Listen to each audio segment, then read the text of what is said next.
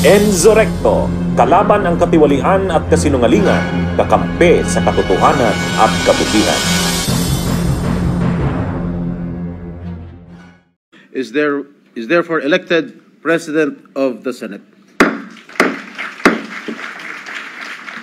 Senator Francis Pangilinan. Thank you, Mr. President.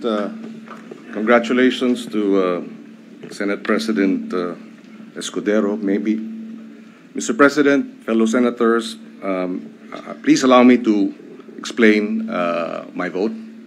Please proceed. In the last 2025 elections, despite what critics said was a campaign headed for defeat, we defied the odds and pulled off a come-from-behind win and landed in the top 5. Starved of much-needed resources, our ragtag team of mostly volunteers fought tooth and nail, tao sa tao, mano a mano, house to house, SOCMED account by SOCMED account. It was a bruising, hard-fought victory, and we campaigned daily for over 6 months throughout the country under one banner. Pababain ang presyo ng bigas at pagkain, palakasin ang hanay ng magsasaka, mangingisda at agrikultura. It is a banner I know well.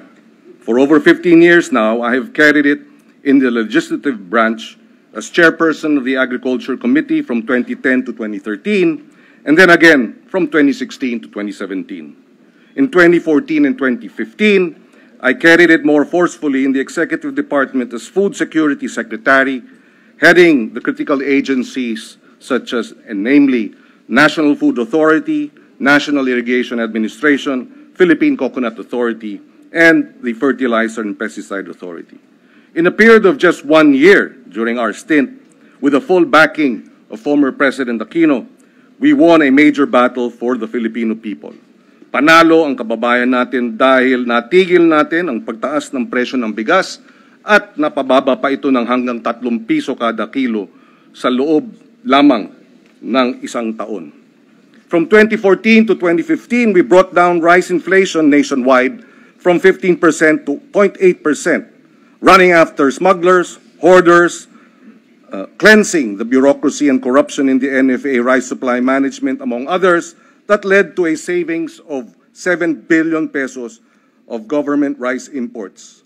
By September 2015, we effectively managed rice prices, and nationwide inflation was at its lowest in 20 years. Kaya kung maalala natin ng ating mga kababayan, noong mga panahon na yun, maraming nabibili ang 500 piso at 1,000 piso sa palengke. Mababa, pinakamababang inflation.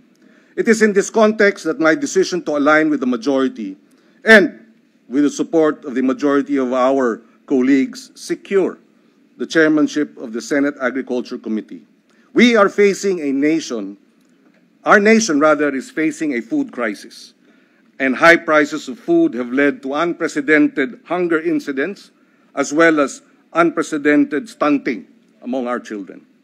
I am not a political ally of the administration, but my 15 years experience in the agri and food sector, both in the legislative and executive branches, tells me that only if the executive and the legislative branches work together can we effectively bring down food prices and address hunger and food inflation.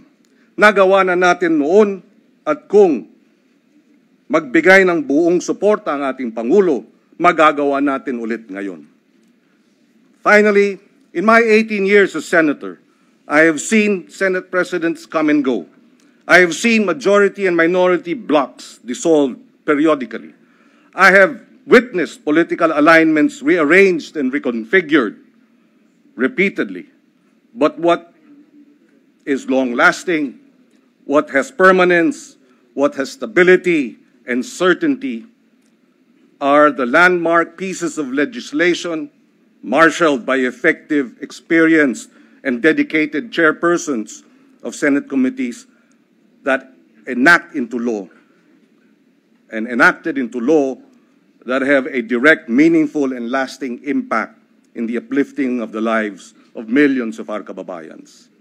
In the end, to reassure our voters and supporters, I say that our aligning with the majority does not and will not undermine our ability to remain fiercely independent as a senator of the Republic.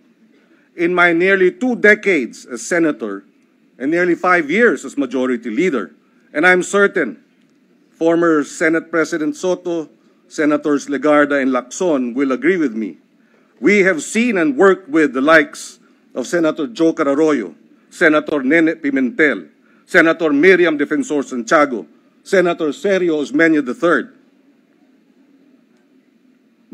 who, joining the majority, while aligned with the majority, were on many burning issues of the day, a majority of one.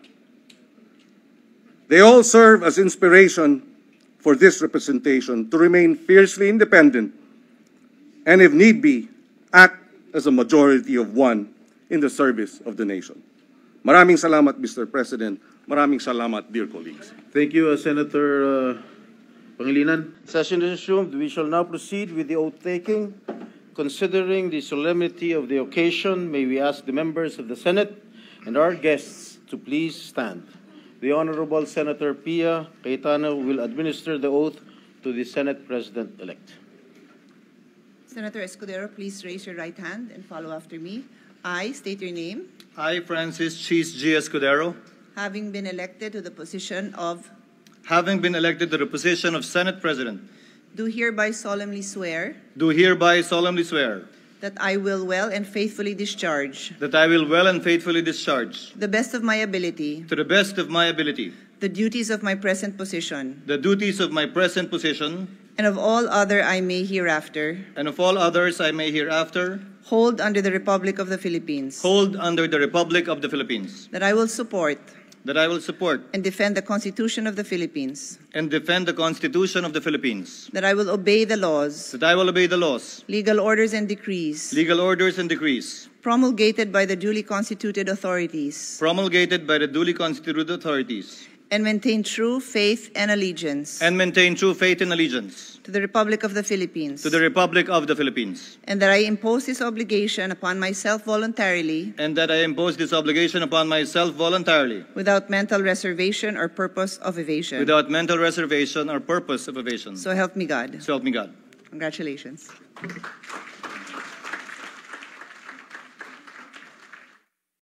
Bunyog, bunyog, halikan na kasama ka. Bunyog, kapag buklod ay may pag-asa.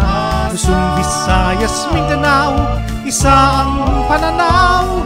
Sa bagong Pilipinas ang bunyog isisigaw.